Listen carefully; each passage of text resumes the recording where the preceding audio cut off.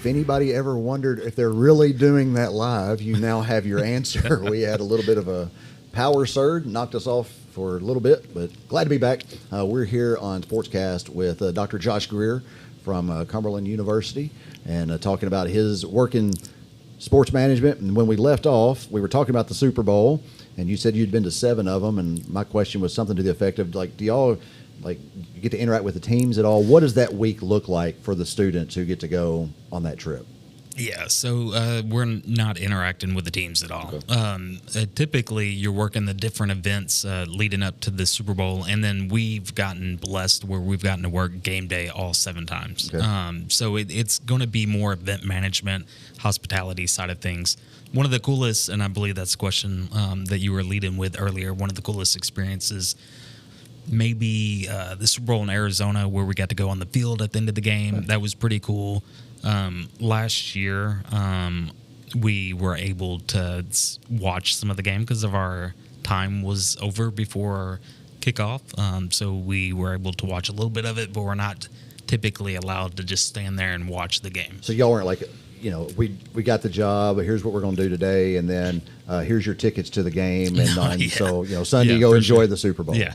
The closest thing that I could say to that is during the COVID year, whenever it was in Tampa Bay, you know, there was a lot of seats marked off. Actually, funny enough, because we had to be there at 2:30 a.m. to check in media, we were able to tour the stadium before anyone else was there. And I was like, what is this weird thing in the end zone? And I'm like touching it and walking through because I have ADHD. And one of my students, Matt, actually, if he's listening in, he said, Dr. Greer, you're not supposed to be touching all that stuff. I'm like, well, it would be roped off if they didn't want you to touch it. Turns out that was the weekend set that I was touching. Nice. Yeah. So whenever you saw all those mirrors and if you saw fingerprints, they were probably your mine. fingerprints that you smeared all over the weekend's mirrors. And as soon as I walked away, they blocked it off. Security ran over there. Get some ropes out there. They're like, we didn't think anybody would be that silly, but apparently I was. So you've been to the Super Bowl, as you said. You've also gotten to do some Final Fours, some NBA drafts. Yeah. Like, which of those events, and it may be all of them, I don't know, but which of those events do you just kind of take a moment, you're standing there, and you're like, I can't believe that I'm here and this is what I get to do? Obviously, the easy answer is the Super Bowl. Outside of the Super Bowl, the NFL draft. I really enjoy it. I have been able to interview players. You had the first question for Cam Ward, correct? Was it after he got drafted by Tennessee? Yes, I was the very first person to ask a question. Yeah, stole some stuff off your Facebook page. Your my little cartoon mock-up from for where sure. You were at the draft this year. I need to post the videos. Yahoo used my question and was able to push it out there. They didn't give me any credit, but that's okay. It was still my voice. You can hear it, and I have the original, so if you want to compare it. But no, I was the first person to ask a question. I realized I had other players come through. He wasn't the first person to come sit down because, he was first overall pick, and I'm sure ESPN, which I was told didn't interview him or give him much of a spotlight. But regardless, he came through, and as soon as he sat down and they said go, I had my question ready to go. I spoke to him earlier in the week as well because I knew that him and Warren Moon have been interacting a lot. So that was my question to kind of see, if he was going to be able to wear the number 1 jersey. Right. And ultimately he is. So that's cool. What I thought was the coolest thing about your videos that I saw, because we're friends on Facebook, and so I see the stuff that you post a lot of times, and the next day at the Titans facility, they brought in Warren Moon to present him with the number 1 jersey, I believe, right? And so pretty cool experience that you kind of opened that door with the question that you had. And like I said, I know you've been talking to him all week and whatnot, but it really cool. I grew up a diehard Titans fan because I grew up a Cowboys fan. We didn't have a team. Yeah. I grew up a Cowboys fan. You can blame me, you can boo me, you can do whatever you want to. They haven't had much success. I have played kickball with Dak Prescott before, but we can get to that in a second. But regardless, grew up a Cowboys fan, prayed for a team as a little boy. Right. I wanted a team here. I wanted to have the chance to support a team here in Tennessee. We got the Tennessee Titans, and I'm ride or die. I've spent many of Sunday afternoon saying, why me, God? Yeah. But I think we're going to turn it all around, hopefully. This is our year.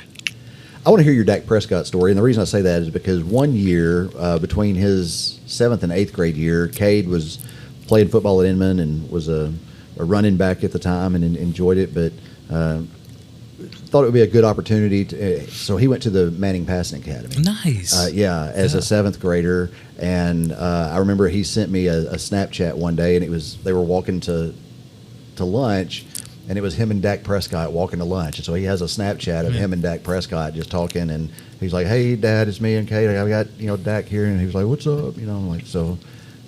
Dak is a really cool guy. He's really nice. So I had the opportunity because I was visiting a friend. I had a couple of friends that I taught at UT Martin, Brianna Favre and Dylan Favre.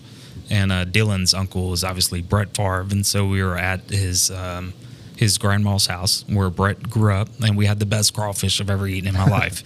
But we were there at the house, and Dak showed up to support his former teammate and their friends, and their kid is one of the most talented kids I've ever seen. Pick up a ball, kick a ball, or do anything.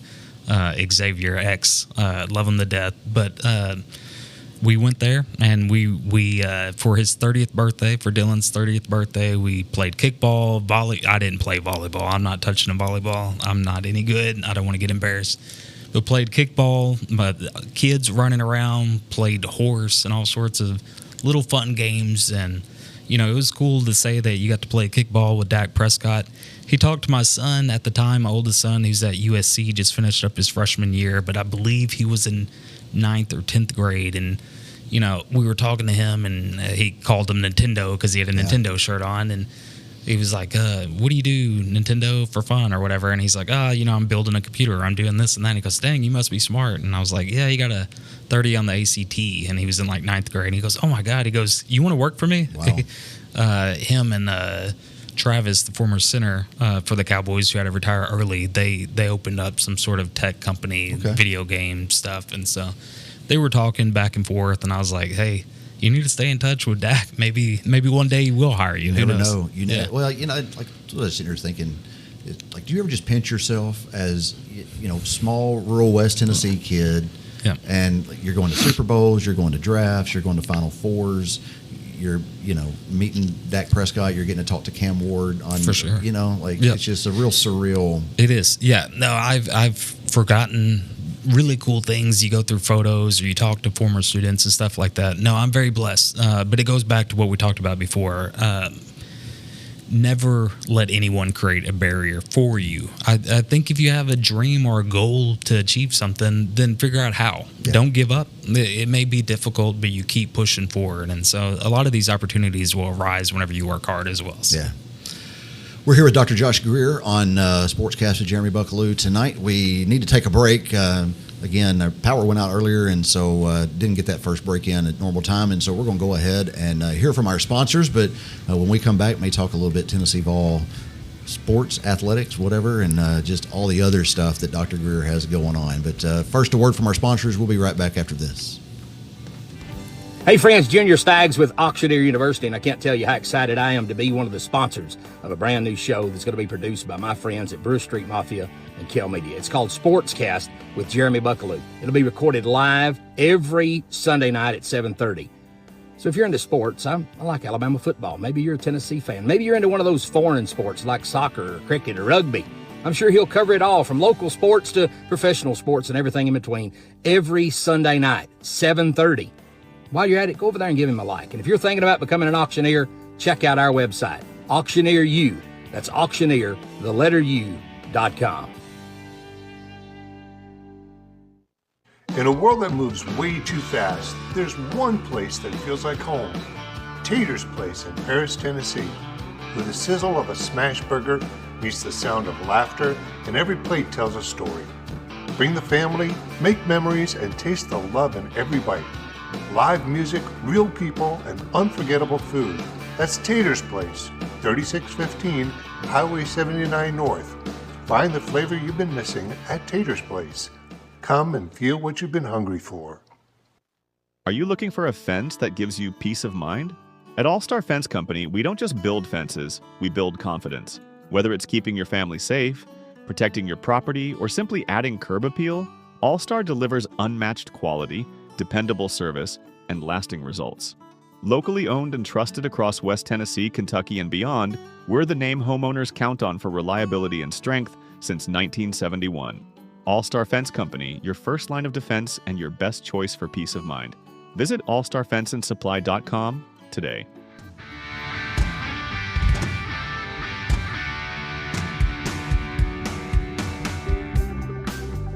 Back here on SportsCast with Jeremy Buckelew. Do want to remind you about the Mike Weatherford Show coming up on Tuesday night at 7 o'clock this week.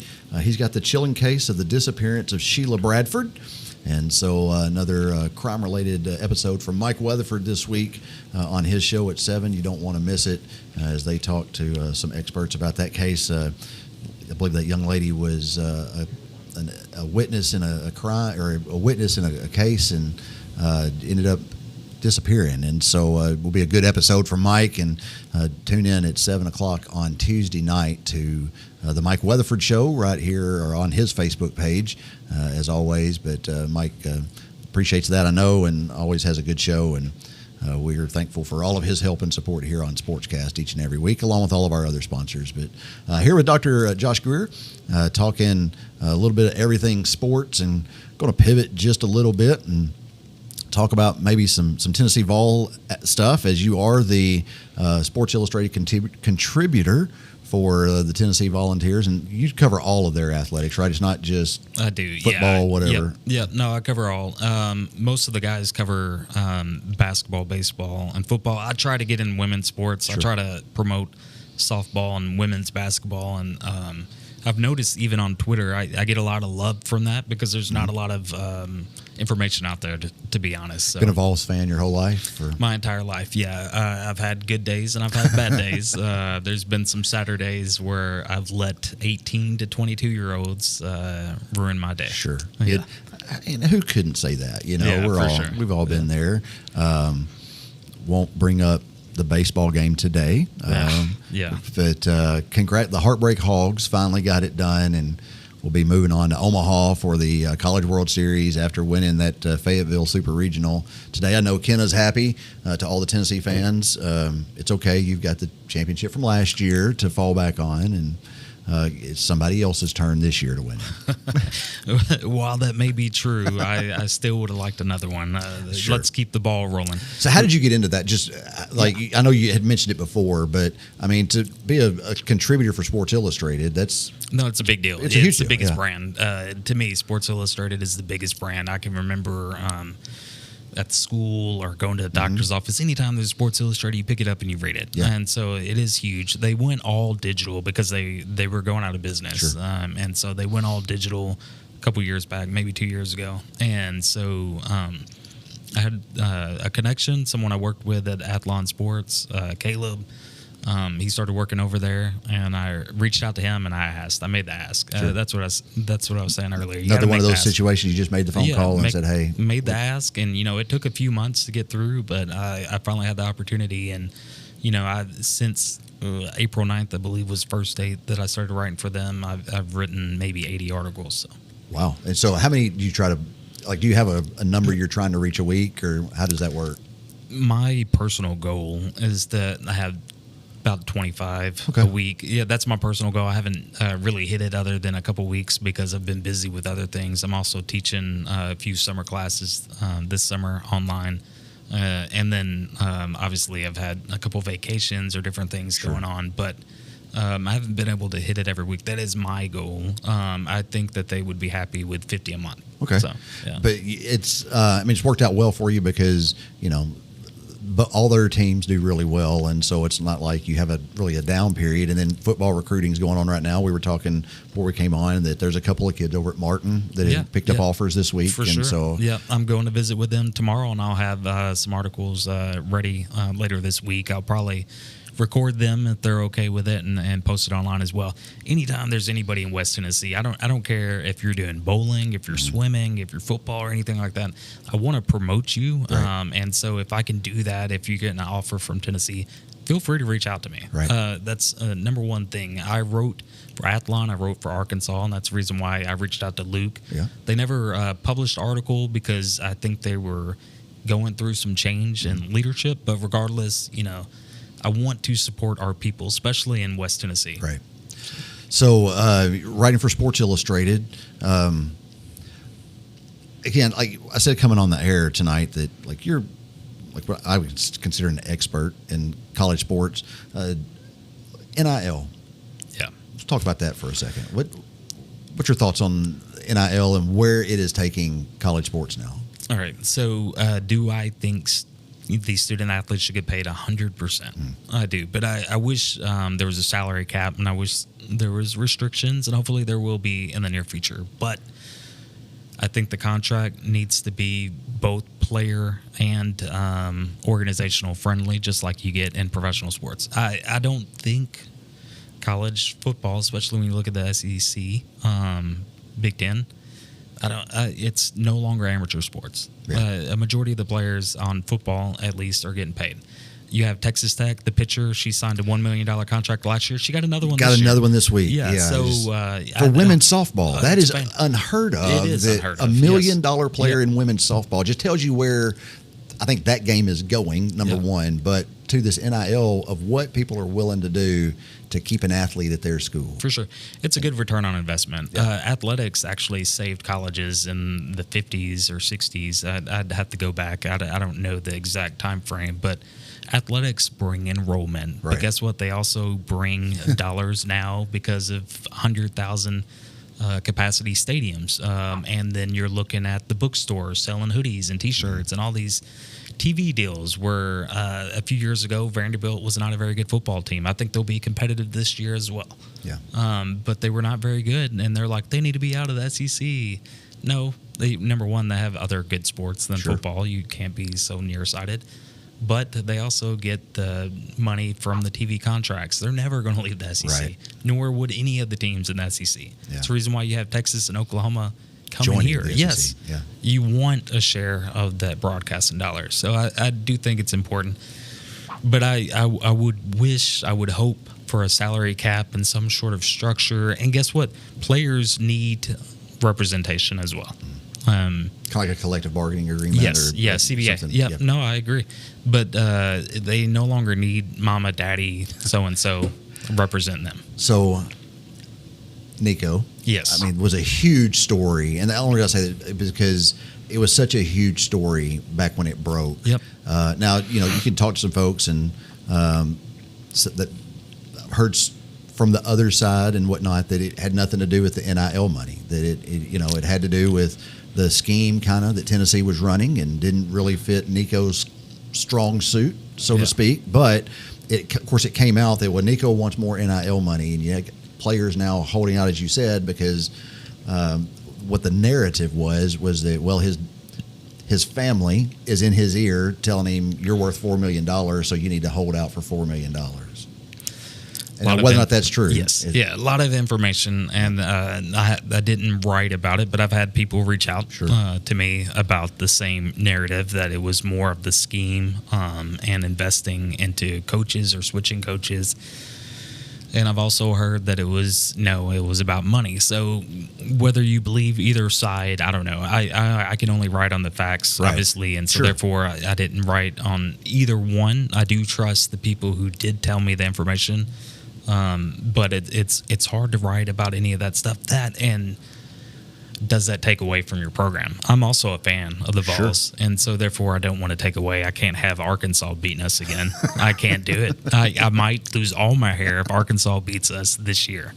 And Coach Walton, if he's watching, is probably laughing at me because he would enjoy that. Yeah. But no, in all seriousness, we want to be competitive, and I tried to always write uplifting stories, but sometimes you have to write about the situation in hand. Sure.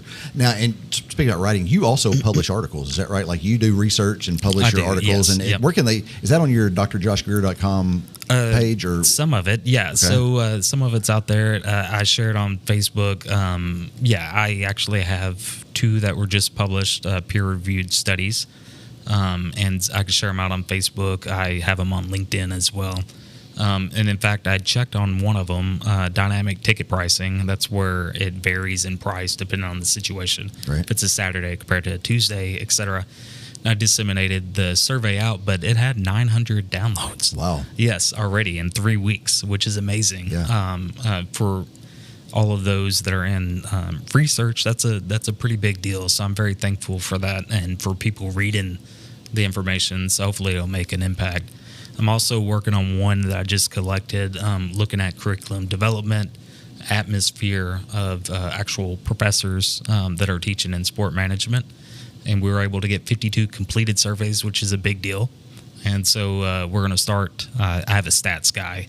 I thought I was good at stats until I went through my dissertation, and then I got told, no, you are not. Okay. Yeah. So I have a stats guy, and I have a couple other people I'm working on this research with, and they're going to start working on it here after this week ends, because I'm going to Toronto in a few days. But regardless, very excited and very thankful, and I try to share them out there, but it just depends. I don't know if many people are going to read those articles. I don't know if my mama read the article or not. Maybe she did. Sorry, Mom. How much do you get to travel with your job? I mean, obviously the Super Bowl, the draft, that all requires travel, but then like, do you have speaking engagements that you go and present and all that as well? Yeah. So even before I started getting into sport management, I was contracted through the state of Tennessee to do prevention stuff. Okay. I grew up in low-income areas, and I had people who were addicted to drugs in or around me.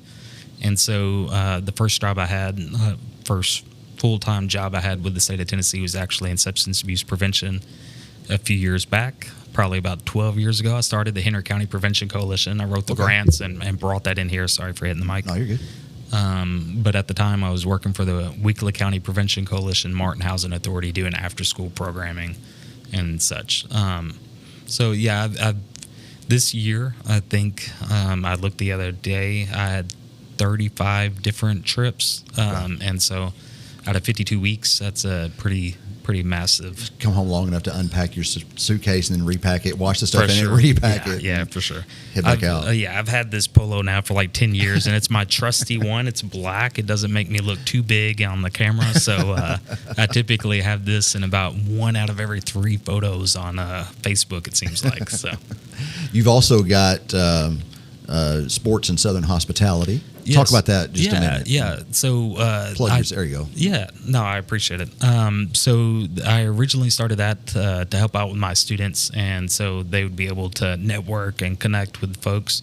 So I do 15-minute interviews with different folks in NIL or sales or marketing or whatever it may be, and I plug them into my classes. So therefore, they would have that type of connection as well. Because guess what? When you watch them, then what can you do? You can go thank them on LinkedIn. Sure. And then you can get their connection and then hopefully be able to build from there. But we're always talking about building our brand. Right. No matter who you are, you need to build your brand up, because that's what makes you successful. And that's the reason why people invite you to do things or offer you opportunities. And so that's the number one thing that I always tell my students is, hey, we need to build our individual brand. And that's what we've done with that. I've posted some of them out, and I think I'm going to do a better job here in the near future of giving different people on. My wife was probably the most viewed one. We talked about the Memphis Grizzlies one day just for fun. I've invited some friends, and they've done it as well. But that's something I'm going to work more on whenever I have a little bit more time to do so. Sure. Just another one of the many things that you have on your plate. I get it. I understand. And as far as sports management, where is it headed with the way that college sports are changing now? We talked about the pro game. I mean, you've got kids who are 24, 25 years old staying in college and playing, and so that makes it later them coming out to the pros. 26, yeah. Like, as far as the world of sports management and what you do with that, where is it headed? Yeah, sport and entertainment management. That's where we see viewership. Viewership equals sponsorship. Viewership equals more opportunities to build and grow staffs. And so I've had up until last year, I believe 90-something% of my students who have experienced the Super Bowl, the NFL draft, or any of those opportunities, they've gotten job offers before they've graduated. Wow. And so what we've learned is if we can provide these hands-on opportunities, experience, and be able to network, that these students are getting jobs. But there's so many opportunities. I mean, I think in the next few years we'll have a WNBA team here. I'm hoping we'll have the Nashville Stars the next few years. I enjoy baseball a lot. So I'm hoping for that. But of course, the dome being built in Nashville will be huge for these events. Like I've already heard that, when Nashville gets the dome, that it'll probably host a Super Bowl. It will. It'll get a Final Four probably. Yep. And so, I mean, that. Yeah, we're centrally located. Yeah. And so they call it the Mid-South for a reason. We're Right. centrally located in so many different areas. We have the hotels, and that's the important thing, is to make sure that you have the footprint for if you're hosting these events. That's the reason why Indianapolis, I'm a Titans fan, so forgive me if you're a Colts fan. I love Peyton Manning, but I don't like the Colts. Indianapolis is a great place to host different events because of their footprint is so awesome. Right. And so Nashville can be that as well. And so I'm excited to see this. I've already been told the Super Bowl, obviously. I've been told that there's the Final Four and different events will come through there. We won't get an NFL draft for a while because they're going to start bouncing around all over the place to give everyone an opportunity, which I was kind of surprised with the numbers I saw with the Green Bay draft. They said a certain number, but Morgan and I went, and I didn't see those numbers. Really? Yeah, so I'm not really sure where they were pulling from, but I did love having it in Green Bay because it's such a historic area. Mm-hmm. You literally are in a neighborhood whenever you pull up to the stadium, which I think is great. And it is crazy to see that you have an NFL stadium that it's nothing but metal bleachers. Like, Wow. I was walking on the field and looking Yeah. up, and nothing but metal bleachers, which is something I never thought I would see in an NFL stadium. Right. So, and then you also said you've been to some of the Hall of Fame inductions. Is that right? Yeah, Which are so those? I was able to interview Patrick Willis. I was able to interview other folks, but I wanted to say this before I forget. Fred Biletnikoff Award. I was walking past the hotel, and I was wore out. First of all, I had a suit on. It's like 95 degrees out because I'm interviewing these folks. Wore out. I sit on a bench, and just like Forrest Gump, Fred Biletnikoff comes and sits by me. Goes, "Sir, may I sit by you?" And I was like, "Yes, sir, of course." And I didn't recognize him. I was like, he looks like someone. Is it Ray Guy? And forgive me if you ever see this, Fred. But I was like, is it Ray Guy? He looks like someone. I saw the Raiders thing. He's like, "Do you mind if I smoke?" And I'm like, "Yeah, that's fine. I don't smoke cigarettes. I actually hate the smell of smoke, and that's okay. But I'm like, sure."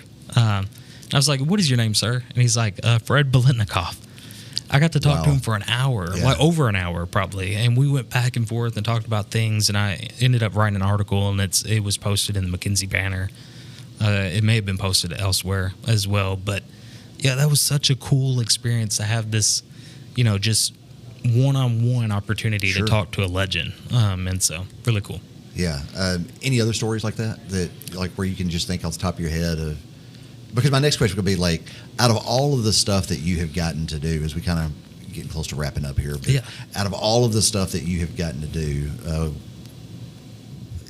of course, I mean, I'm sure it all sticks out to you, but like, is there one thing that you'll remember no matter what? And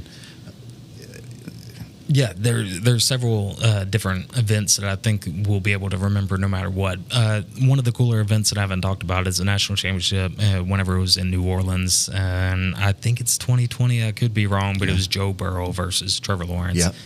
We worked the preliminary events, and they let us stay in the suite. And there was nothing but like shrimp and grits and all the great food, and we were able to watch it, enjoy it. Got to see OBJ act a fool, so forgive me, but got to see, Randy Moss from a distance. Got to see all these celebrities. The NFL house, I was able to work at. I think that was Vegas, but the students who went with me, it was 2 years ago.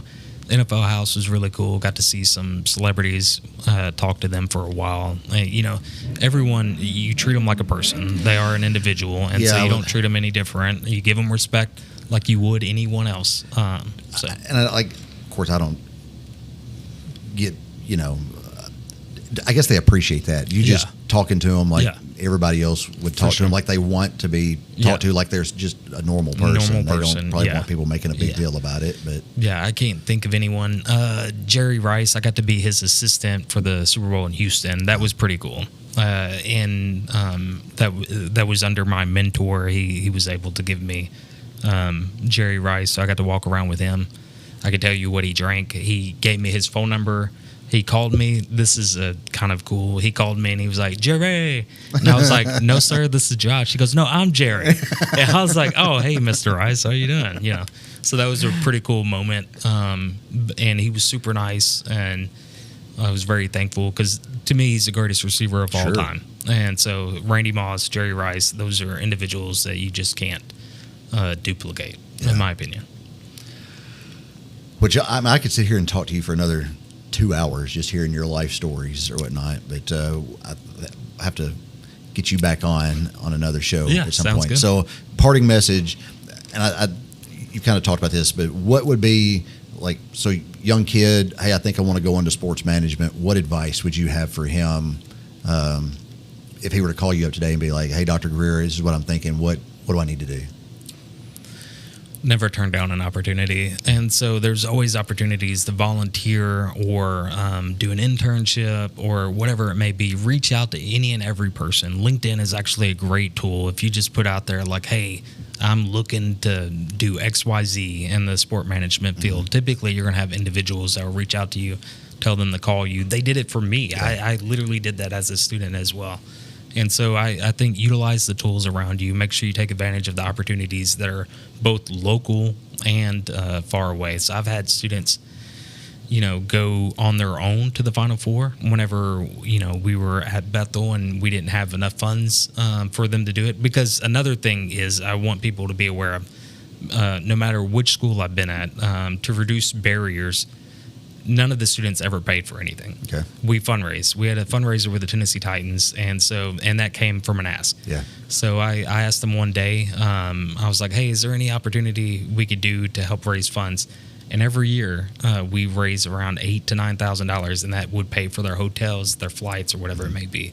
So none of the students had a barrier because I didn't want financial issues to be a barrier for them to have opportunities to network and gain experience for their resume. But regardless, take advantage of any opportunities that you can, whether it be small or large. They'll snowball. People will start seeing you. Promote yourself. Yeah. Build that brand. I think it's important. Reach out to as many people as you can. I'm telling you, I could sit here and pick your brain all night, but I'm sure your wife wouldn't appreciate that. And so thank you for coming on. I'm serious. I say this to a lot of folks, but I mean, I mean it, that I would love to have you back at some point and just to sit down and talk some more and about what you've been doing since tonight forward and what has going on in your life and stuff. But appreciate you coming in tonight and telling us about what you do. And again, I learned a lot, but just think it's the best advice that I think you could give would be, just to put yourself out there, like you said. Yes. And that's some great advice, and just appreciate you, like I said, coming on and talking to me tonight. No, I appreciate you, and I look forward to coming back on, and I think this is awesome. We need this. Yeah, well, just trying to bring some light, like you said, to some kids in the area, and I had the opportunity to go speak to the McKenzie Rotary Club this week, and so I told them that everything so far that I've done has been kind of focused around Henry County to some degree, but I'm not, I'm open to anything and everything. That's one reason when I saw you, I wanted to have you on to talk about what you were doing, and because the programs that you're involved in and the stuff that you do is just, man, it's impressive. I know that you didn't come on here for my kudos or whatever, but like I said, I really appreciate you being on because just your resume speaks for itself, and just the life experiences that you've gotten to do because of it, I thought would be a great story, and people want to hear it. Well, I appreciate the kind words, and it takes students wanting to do it as well, and it takes the ask, like I said, and that's what I want. Nothing is impossible, in my opinion. Obviously, I cannot dunk a basketball, but but I you can talk to a bunch of people who can. Yeah, or I could lower the goal down to 8 feet, and then maybe I can. But no, in all seriousness, always work towards your goal. Don't quit. I think if you continue on doing something, you're going to be successful. Yeah. Dr. Josh Greer, appreciate you very much. Thank you for joining us tonight on SportsCast. Do want to remind you next week for a Father's Day show, I'm going to have Sam McDaniel on with me here, and we'll talk about our time, Tales from the Road, and May have some special guests on there. I hope. I'm working on that to get some more radio buddies to come on here with us to talk about just our life behind the microphone, bringing you sports and everything that goes along with that, and some fun stories. But me and Sam will sit down and just kind of chit-chat about that. Again, Dr. Greer, appreciate you very much. Check him out online. He's on Facebook. He's got drjoshgreer.com, Sports Illustrated. I mean, you're not hard to find, and can just look him up in all those places and read his articles. He's got some great stuff. But appreciate you coming on.